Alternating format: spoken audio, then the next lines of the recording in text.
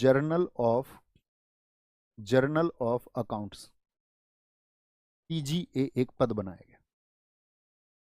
Difference याद रहेगा हमेशा कि केंद्र सरकार के लिए लेखांकन का कार्य करने के लिए, अकाउंटिंग करने के लिए, जांच नहीं करेगा ये, सिर्फ अकाउंटिंग बनाएगा कि भाई ये पैसा था और आपका इस तरह से ये खर्च हुआ है। जांच अभी कैग ही करेगा। अब इंपॉर्टेंट बात क्या है कि कैग के बारे में तो जिक्र हमारे संविधान में है, यानी कैग तो संवैधानिक पद है। तो कभी एग्जाम में आएगा CGA क्या संवैधानिक पद है, यानी कि कॉन्स्टिट्यूशनल आपका बॉडी है या नहीं है, तो याद रखना ये संवैधानिक पद नहीं है और ये वित्त मंत्रालय के अधीन कार्य करता है। इसके अधीन है, अंडर फाइनेंस मिनिस्ट्री। लिखें, CGA किसके अधीन है? वित्त मंत्रालय के अधीन, वित्त मंत्रालय के अधीन है। ये कैग किसी के अधीन नहीं है, ये अंडर फाइनेंस मिनिस्ट्री। और साथ में अगली बात याद रख लेना, ये संवैधानिक नहीं है, संवैधानिक पद नहीं है, not a constitutional post, this is not a constitutional post. और कैग की अगर हम बात करें, अभी हम आपको बताएंगे, आर्टिकल 148 में जिक्र है कैग का। आर्टिकल 148 में, 149 में उसकी शक्तियां बताई गई हैं, 50 में लेखांकन बताया गया, 151 में उसकी रिपोर्ट बताई गई, यानी कैग के बारे में तो डिफाइन किया गया है हमारे संविधान में, तो वो संवैधानिक पद है। इतनी बातें क्लियर हैं? तो किसी भी खाते की जांच के लिए पहले अकाउंटिंग होगी, अकाउंटिंग के बाद में उसका ऑडिट होगा। ऑडिट दोनों सरकारों के लिए, चाहे केंद्र में हो या राज्य में, हमेशा कैग करेगा। ये काम कौन करता है? ये कैग करता है। ठीक है, यहां पर लेखांकन का कार्य दो लोग करते हैं, एक तो CGA और एक आपका कैग। तो CGA किसका करेगा? वो तो सेंट्रल गवर्नमेंट का करेगा, और कैग किसका करेगा? वो स्टेट गवर्नमेंट का करेगा। यहां पर एक अंतर है, यहां पर कोई अंतर नहीं। बात क्लियर है? आगे चले, अगली बात पर आते हैं। बहुत छोटी सी बात मैंने आपको ये बताई, अगली पद पर आते हैं। अब बात आते हैं कि काम तो हम समझ गए इनका काम क्या। अभी मैं इसकी शक्तियां भी आपको बताऊंगा, तो उससे पहले आपको लिखना है कि कैग की जो नियुक्ति होगी वो कौन करेंगे, कैग को नियुक्त कौन करता है। नियुक्ति किसके द्वारा होगी? राष्ट्रपति के द्वारा, यानी अपॉइंटमेंट कौन करेगा? प्रेसिडेंट। अपॉइंटमेंट बाय, या लिख लो, अपॉइंटेड बाय प्रेसिडेंट। राष्ट्रपति के द्वारा ये नियुक्त होते हैं, राष्ट्रपति के द्वारा नियुक्त होंगे। कभी आपसे पूछे इनकी ओथ कौन कराएगा, शपथ कौन कराएगा, ओथ आप कहेंगे, ओथ भी भैया आपका राष्ट्रपति ही कराएंगे। अगला क्वेश्चन आपसे पूछ ले कि ये आपका रिजाइन किसको करेंगे, त्याग पत्र किसको देते हैं? जो इनका रेजिग्नेशन होगा, तो वो किसको होगा? रेजिग्नेशन होगा आपका इनका राष्ट्रपति को ही होगा। अब एक बात हुई कि त्याग पत्र ना दे करके अगर इनको कभी इनका कार्य ठीक नहीं है, इनको पद मुक्ति देनी पड़ी, रिमूवल करना पड़ा, तो क्या प्रोसेस होगा रिमूवल का? रिमूवल का क्या प्रोसेस होगा? रिमूवल का प्रोसेस बताया गया है सुप्रीम कोर्ट के न्यायाधीश के समान, सुप्रीम कोर्ट के न्यायाधीश के समान होगा। सेम एज सुप्रीम कोर्ट जजेस, सेम एज सुप्रीम कोर्ट जजेस। अब आपको मैं कल पढ़ा चुका सुप्रीम कोर्ट के जज को, सुप्रीम कोर्ट्स जजेस। कल हमने आपको बताया था सुप्रीम कोर्ट के जज को किन आधारों, कितने आधारों पर हटाया जा सकता है। पहला प्रश्न मेरा ये है आपसे कि सुप्रीम कोर्ट के जज को हटाना है तो उसके क्या आधार हो सकते हैं। और एक साथी का कल मैंने क्वेश्चन भी पढ़ा था, बड़ा अच्छा क्वेश्चन उन्होंने पूछा कमेंट सेक्शन के माध्यम से, मैं स्वागत करता हूँ। और उन्होंने पूछा था कि जी अगर आपने कल बताया था कि उसके दो आधार होते हैं, एक आधार तो आपने बताया था कि सिद्ध दुर्व्यवहार, यानी कि एक प्रूव्ड मिसबिहेवियर हो, और दूसरा क्या, इनकैपेसिटी यानी असमर्थता। दो ही तो बताए मैंने आपको। सिद्ध व्यवहार को प्रूव करने के लिए, जो सिद्ध दुर्व्यवहार है, जो प्रूव्ड मिसबिहेवियर है, उसके लिए कमेटी बनेगी। जो कमेटी बनेगी उसमें कितने मेंबर्स होंगे?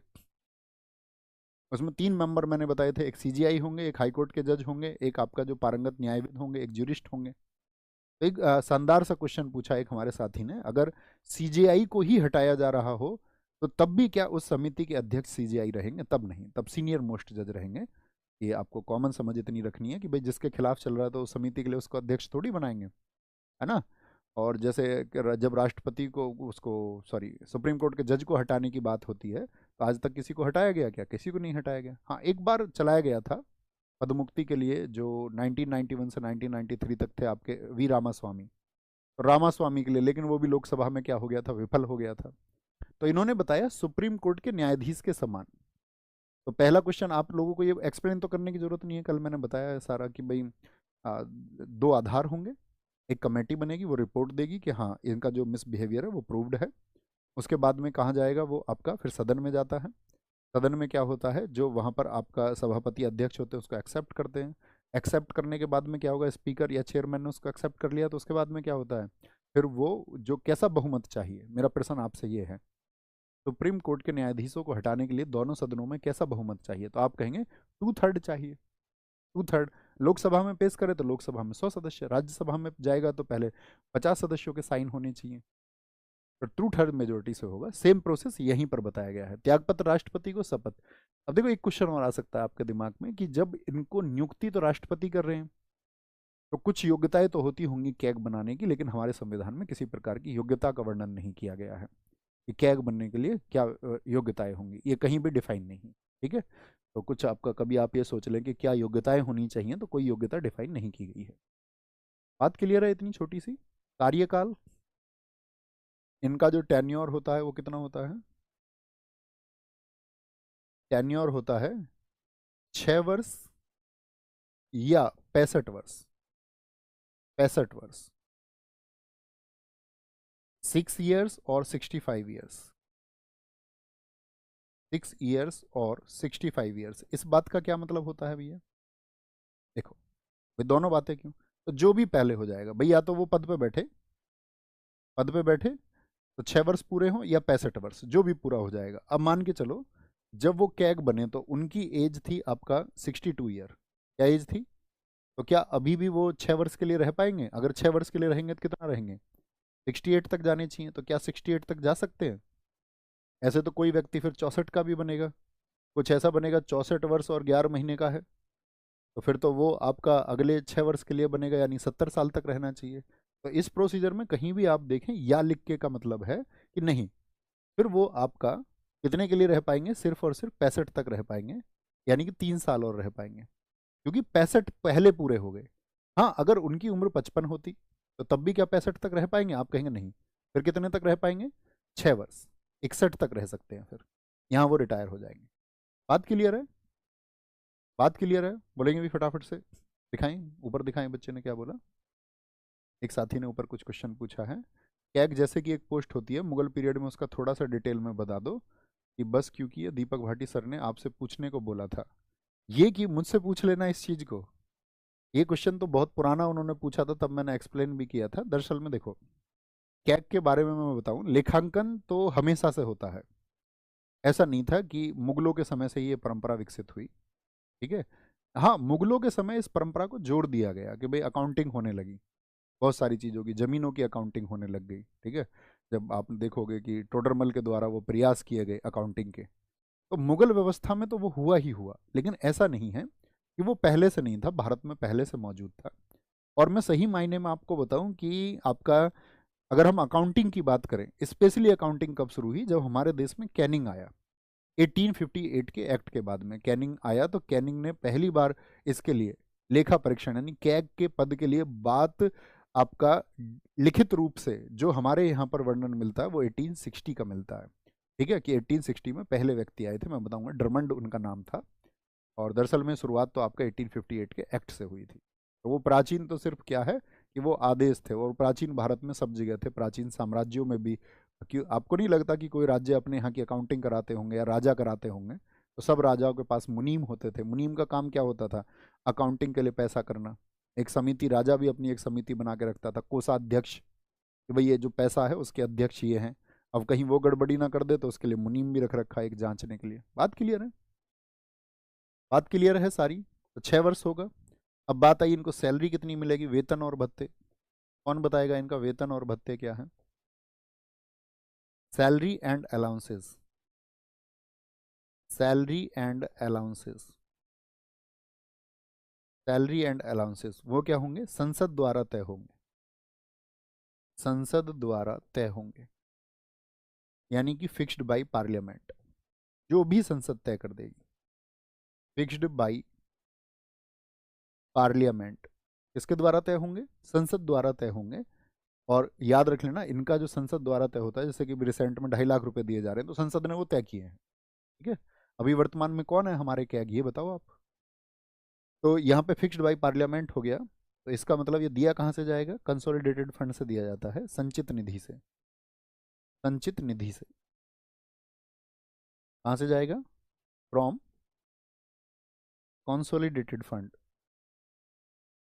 अब मेरा क्वेश्चन यही है कि कंसोलिडेटेड फंड से जो पैसा जाता है, इन लोगों को पैसा जाता है, जैसे कंसोलिडेटेड फंड से आप समझिए कि जिन पदों को हम क्या चाहते हैं कि ये हमेशा ऐसे पद रहें जो निडर रहें, निष्पक्ष कार्यवाही कर पाए, और इनकी सैलरियों को ना घटाने का प्रावधान किया जाता है।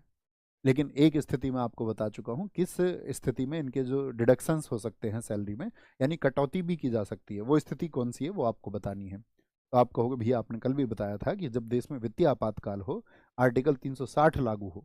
ठीक है, आर्टिकल 360 लागू हो। बहुत बढ़िया, बहुत सारे साथियों ने कहा है गिरीश चंद्र मुर्मू वर्तमान में है, नहीं गिरीश चंद्र मुर्मू तो चेंज हो चुके दोस्त, अब तो संजय मूर्ति आ चुके हैं, संजय मूर्ति आ चुके हैं, संजय मूर्ति आ चुके हैं। ठीक है, कोई दिक्कत कोई परेशानी इस बात में, सर ये यूपीएसआई के लिए काफ़ी होंगी क्लासेस, क्या किसी भी एग्जाम के लिए काफ़ी होंगी साथी, किसी भी और एनी एग्जाम। ठीक है, वेतन और भत्ते के डिडक्शंस होंगे नहीं। अब एक बार बात कर लेते हैं इनके आर्टिकल्स पर कॉमनली, और फिर इसको अच्छे से जानते हैं एक बार क्या क्या क्वेश्चन बन सकते हैं। आर्टिकल 148 में क्या बताया गया है, कैग का पद बताया गया है, post of controller auditor and journal. Article 149 क्या बताता है, कैग के पद की, कैग की जो शक्तियां हैं, मतलब इसके पद के पास में क्या शक्तियां हैं और क्या कार्य ये करेगा। भाई उसमें तो कह दिया गया सिर्फ एक कैग होगा जिसकी नियुक्ति राष्ट्रपति के द्वारा होगी, वेतन किसके द्वारा निर्धारित होगा, संसद द्वारा निर्धारित होगा। कैग की शक्तियां और कार्य, powers and functions of CAG, ये 49 में बताए गए हैं। Powers and functions of CAG, controller auditor general, controller and auditor general. Article 150 में क्या बताया गया है, आर्टिकल 150 में बताया गया है आपका लेखा का प्रकार, कितने तरह के लेखा होंगे। लेखा का प्रकार यानी अकाउंट जो तैयार किया जाएगा, भैया मैं आपको बता चुका लेखा किस तरह से तैयार होगा। टाइप ऑफ अकाउंट, केंद्र सरकार का कौन करेगा लेखा तैयार, नाम बताओ उसका, सीजीए। टाइप ऑफ अकाउंट्स को बताया गया है। और फिर आता है आपका आर्टिकल 151, आर्टिकल 151 प्रतिवेदन, प्रतिवेदन को बताया गया है। प्रतिवेदन अर्थात आपका रिपोर्ट, प्रतिवेदन अर्थात रिपोर्ट। ठीक है, रिपोर्ट किसको जाएगी अभी हम बात करेंगे, और क्या होगा उस रिपोर्ट का ये भी हम बात करेंगे। कोई दिक्कत, बहुत बढ़िया, सीजीए होगा, सीजीए होगा, बहुत बढ़िया, दिखाएंगे। माही राजपूत जी, बच्चा आपका प्रश्न क्लास से संबंधित नहीं है और बड़ा बेतुका सा प्रश्न है, जो वो प्रश्न है जिसको हम बता चुके हैं आपको। सर संघ का मतलब भारत है क्या, जी हाँ, आर्टिकल 1 हमने पढ़ाया था, वो आपको पढ़ना चाहिए था। और तुम कितने बुद्धू हो, हैं, इतने बुद्धू हो के कैसे काम चलेगा, बोलेंगे भी फटाफट से, कोई दिक्कत कोई परेशानी, बात क्लियर है इतनी। हाँ बन सकता है कैग, बन सकता है। ठीक है, वेरी गुड, बात क्लियर है ना, आगे चलते हैं, इतना मूर्ख नहीं होना है साथी, आगे आएंगे। अब कैग का पद तो मैं आपको एक्सप्लेन कर चुका, कैग का पद क्या है। दूसरी बात आती है इसकी शक्तियां और कार्य क्या हैं, तो ये नोट बनाना अच्छे से, इससे बहुत सारे क्वेश्चन आपके बन सकते हैं। क्या बोला, आर्टिकल 148 में जो बताया गया है, आर्टिकल 148 बिना लिखें, ऐसे लिख लें सिर्फ, कैग की शक्तियां और कार्य, कैग की शक्तियां और कार्य, powers and functions of CAG.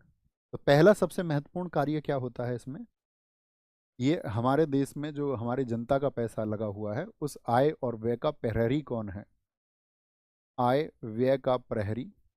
प्रहरी किसको कहते हैं, प्रहरी के लिए एक पर्यायवाची शब्द बताओ, इसका सिनोनिम बताओ। प्रहरी का क्या मतलब होता है, आय व्यय का प्रहरी, या इसको हम बोलते हैं लोक वित्त का अभिभावक, ये इसका कार्य है, लोक वित्त का अभिभावक। यानी जनता का जो पैसा है